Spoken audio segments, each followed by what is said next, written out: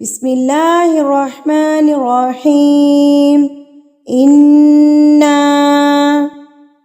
انا پہ ہم گنہ کریں گے کیونکہ میں نے بتایا تھا کہ نون مشدد اور میم مشدد پر ہمیشہ غنہ ہوتا ہے.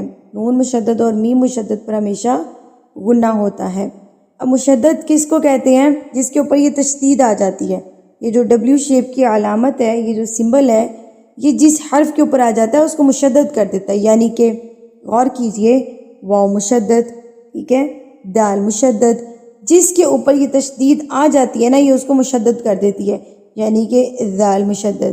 تو غنہ ہم نے کس پہ کرنا ہے؟ نون مشدد اور میم مشدد پہ.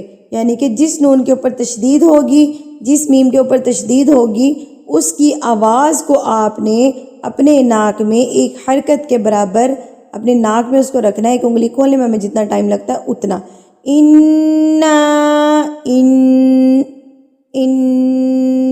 ٹھیک ہے. میں نے نا کو کھینچا ہے. کیوں کھینچا ہے؟ کہ اگر زبر کے بعد الف آ جائے، اگر زبر کے بعد الف آ جائے تو وہ حروف مدہ الف کہلاتا ہے، اور اس کو ہم نے ایک حرکت کے برابر کھینچ کے پڑھنا ہوتا ہے. انا نحن نحیی الموتى. اب یہاں پر جو مسٹیک کرتے ہیں نا، وہ اس کو پڑھتے ہیں مو نہیں ہے یہ، ٹھیک ہے، مو نہیں ہے. اس کی آپ نے پریکٹس کرنی، میں اس کو مینشن کر رہی ہوں. یہ مو نہیں ہے، یہ مو ہے. میم زبر واو، مو. نحیی الموتى، ٹھیک ہے. موتا غلط، مو موتا. وَنَكْتُبُ مَا قَدَّمُوا.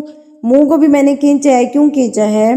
کہ اگر واو ساکن سے پہلے پیش آ جائے تو یہ واو مدہ کہلائے گا، اور اس کو ہم نے ایک حرکت کے برابر کھینچنا ہے.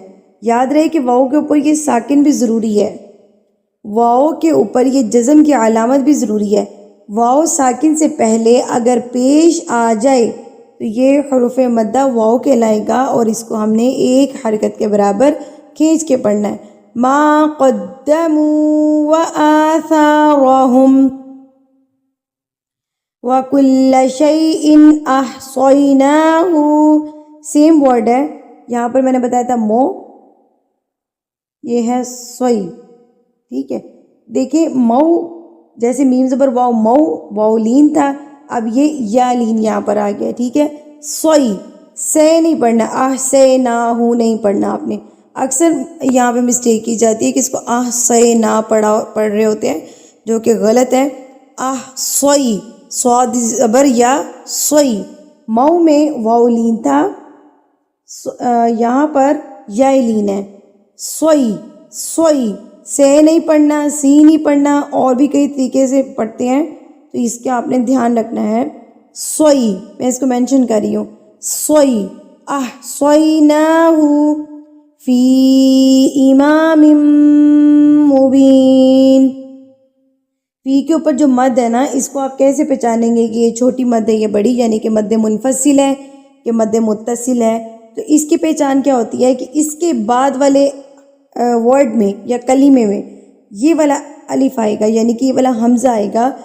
الف کے اوپر جب کوئی علامت آ جاتی ہے نا، حرکت آ جاتی ہے زبر زیر پیش، تو وہ حمزہ بن جاتا ہے.